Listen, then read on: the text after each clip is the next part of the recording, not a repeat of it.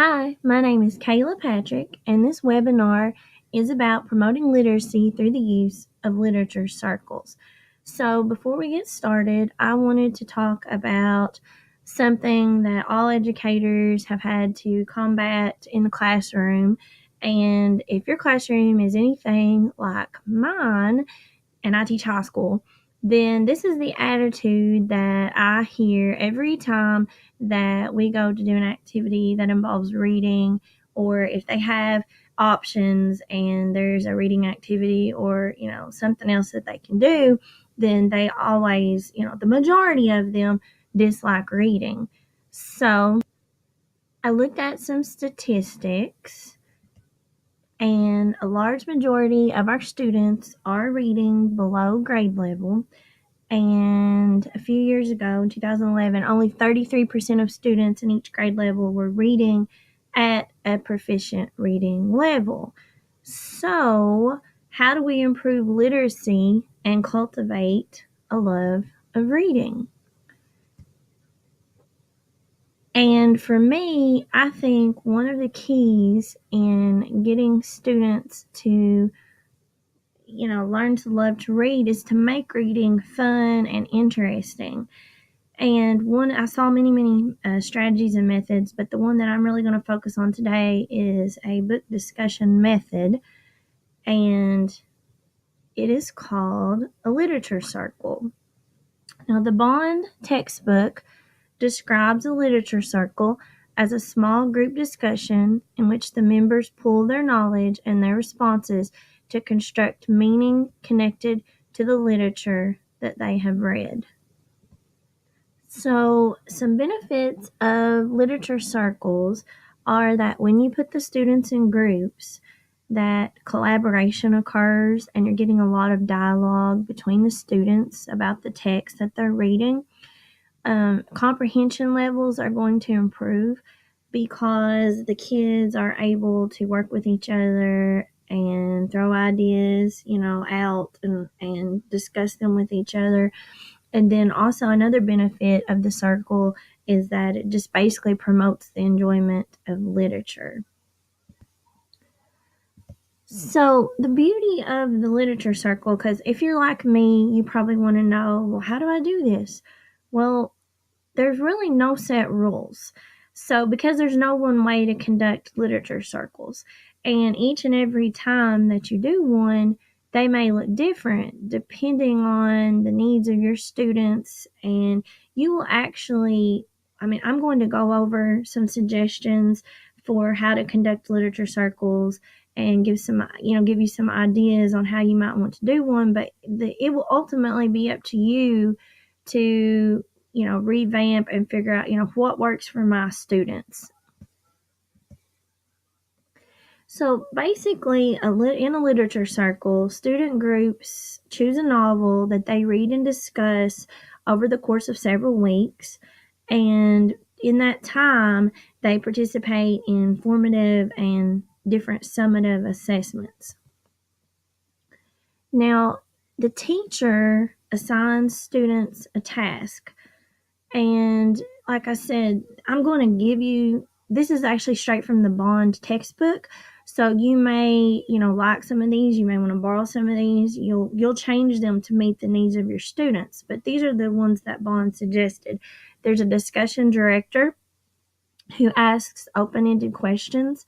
One student will be a literary luminary, and he or she will read key passages of text out loud. You'll have an illustrator who's going to create pictures. There's a connector who finds connections between real world and the text. A summarizer who summarizes the text.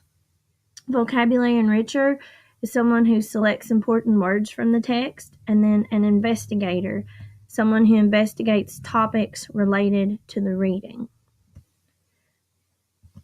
Just some suggestions for how to conduct a literature circle. You should establish guidelines and expectations for student behavior during the literature circle. Some things that the teacher might want to go over is, about being respectful of others' opinions. The students should take turns talking. I know in the YouTube example that I'm going to show you, the students in the video actually pass around an object, and the only person who can talk is the person who has the object. So again, you will tweak this and figure out what works for you. These are just suggestions. Another suggestion is that the teacher should model the different student tasks. So I'm going to go back and show you what I'm talking about. So for example, for discussion director, you as the teacher, you may want to model and show the students, well, what does a discussion director do?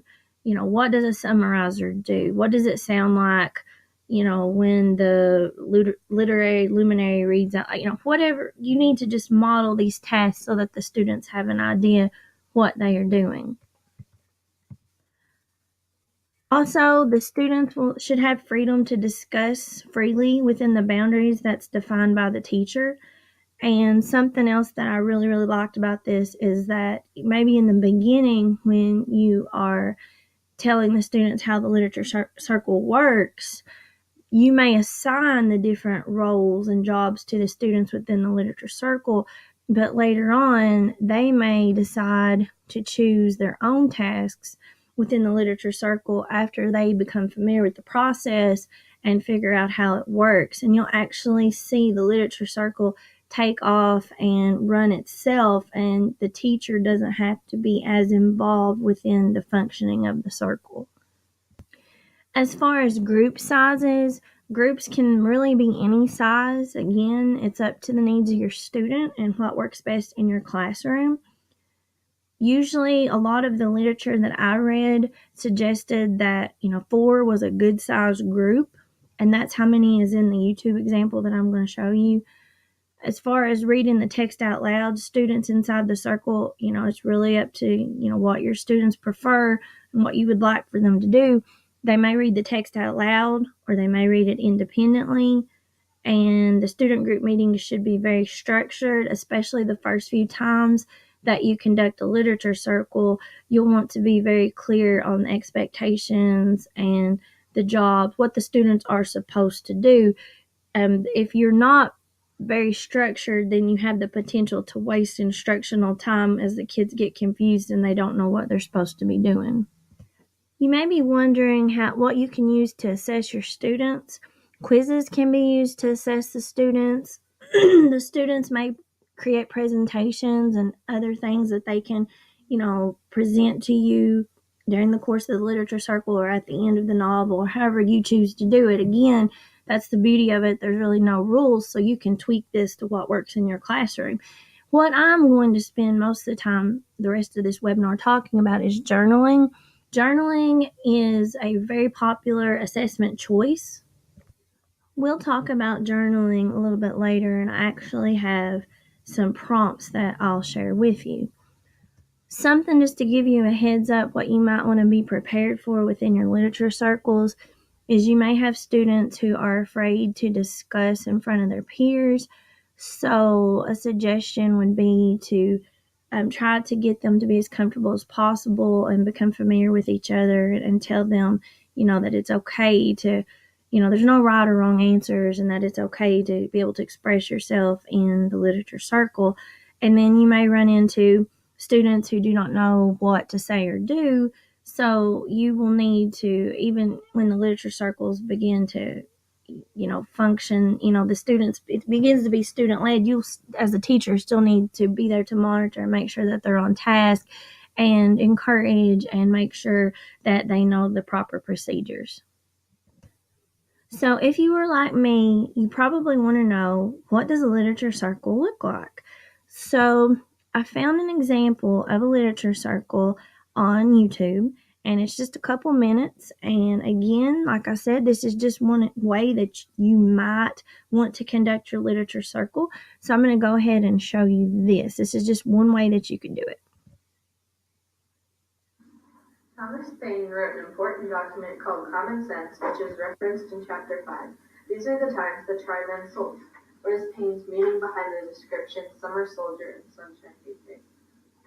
That when the going gets tough, the soldiers would just quit, like they didn't want to stay for the hardships.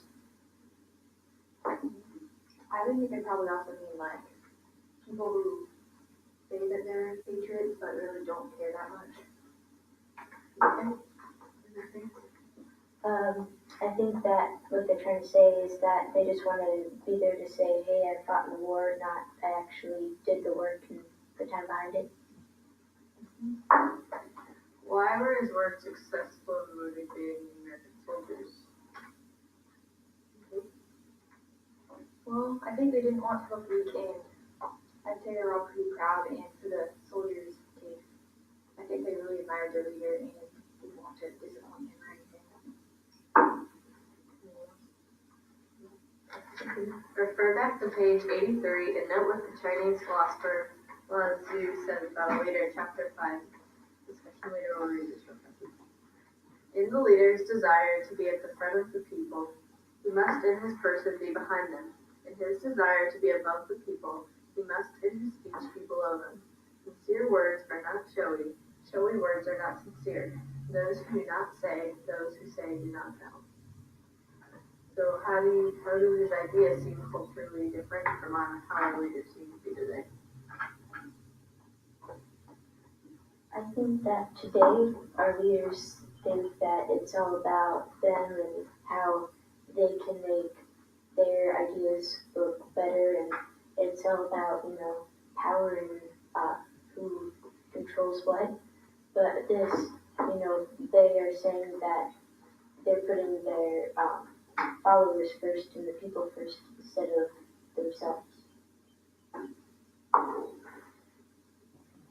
Our leaders today don't know what goes on the battlefield. They just sit in an office and use their smarts instead of getting behind the soldiers and motivating them. Okay, what do you attribute to this culture shift? I think it's a lot of money. It's power.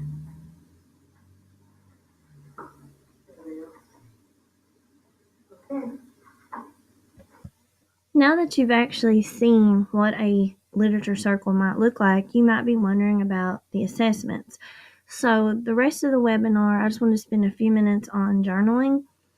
So some of the things that I read suggested that you have the students keep a journal, and then you present them with prompts that they respond to, and then that allows you to go back and see, did they comprehend the reading, see their thoughts, that kind of thing. So I actually took this straight from a website. A sample journal prompt might look like this. In your journal, write a list of 5 to 10 open-ended questions related to the reading you completed for the day. Then choose one question to zero in on and write your thinking. And here's a second prompt. Choose one quote from today's reading assignment that stood out to you. Offer a close analysis of the quote, including what it means to you, how you might explain its meaning to your classmates, and how you think the quote relates to the rest of the text so far. So in conclusion, before I close, I found this really neat chart that shows you what literature circles are and what they are not. And what they are student-led groups, and they are flexible and fluid. They never look the same. What they are not is teacher and text-centered, and there's no set recipe for, I can't stress this enough, that there's no set way to do a literature circle. These are just some suggestions and guidelines. And also, the literature circles are not unstructured or just a time to let students talk. It needs to make sure that you put down a foundation and a structure for how these are supposed to be conducted. These were my references that I used. The very first link was the YouTube video for literature circles. This is just one of many that I saw. And they had some, if you Google or if you go to YouTube and you look for literature circles, you will find many examples. I used the textbook reading from Bond, and I also used several different websites from teachers who had actually conducted literature circles and gave their suggestions for how to do them. And this is my follow-up activity. So my first task I would like you to do is think of a novel that could be used in a student literature circle. And the second task is I would like you to create a sample journal prompt that students could respond to in their journals. And the prompt will be based from the novel that you chose to use in your circle. So thank you for viewing my webinar, and I hope you have a wonderful day.